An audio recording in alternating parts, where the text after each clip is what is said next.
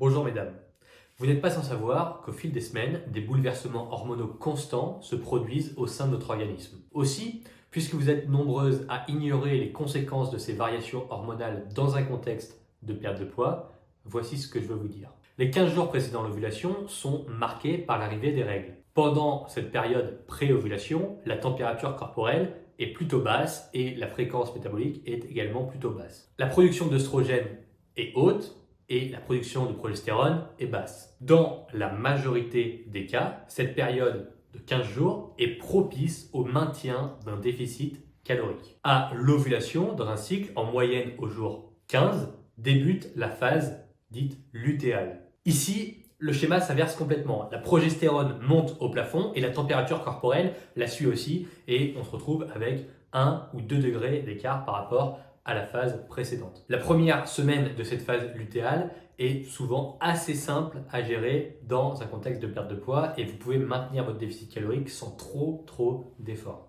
Par contre, la seconde semaine l'est souvent beaucoup moins. C'est donc cette quatrième semaine de cycle, celle qui précède l'arrivée des règles. Et bien celle-ci, la quatrième semaine du cycle, celle qui précède l'arrivée des règles, la dernière semaine de la phase lutéale, est très souvent propice au craquage et au grignotage alimentaire.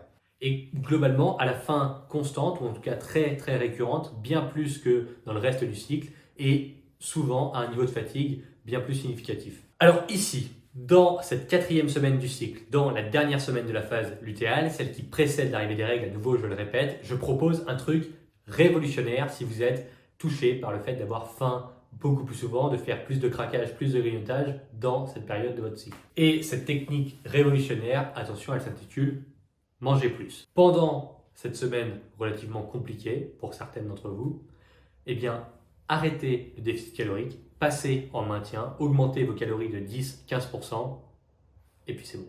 Ça devrait très certainement vous aider à gérer ce passage conflictuel avec l'alimentation. Ça ne fait pas de vous quelqu'un de faible ou de sans volonté, non. Au contraire, ça fait de vous quelqu'un qui est à l'écoute de son organisme et qui en tient compte pour progresser à long terme. Bien entendu, vous êtes toutes uniques et parfois cette semaine compliquée sera décalée sur votre cycle. Et les conséquences évoquées juste avant se manifesteront sur la première semaine de la phase folliculaire, donc pendant la semaine des règles, par exemple, ça arrive. Au final, peu importe, ce qui compte, c'est le principe que j'ai évoqué dans cette vidéo. À savoir que vous puissiez identifier et adapter la semaine de votre cycle qui est la plus difficile à gérer en rapport avec votre plan alimentaire pour perdre du poids. Et puis potentiellement, si vous le voulez, augmenter vos calories à ce moment-là pour passer en maintien et puis donc limiter tous ces effets négatifs, à savoir craquage, grignotage, le fait d'être fatigué. Tout ça, ça peut être plus ou moins inhibé en mangeant un peu plus pendant cette semaine-là.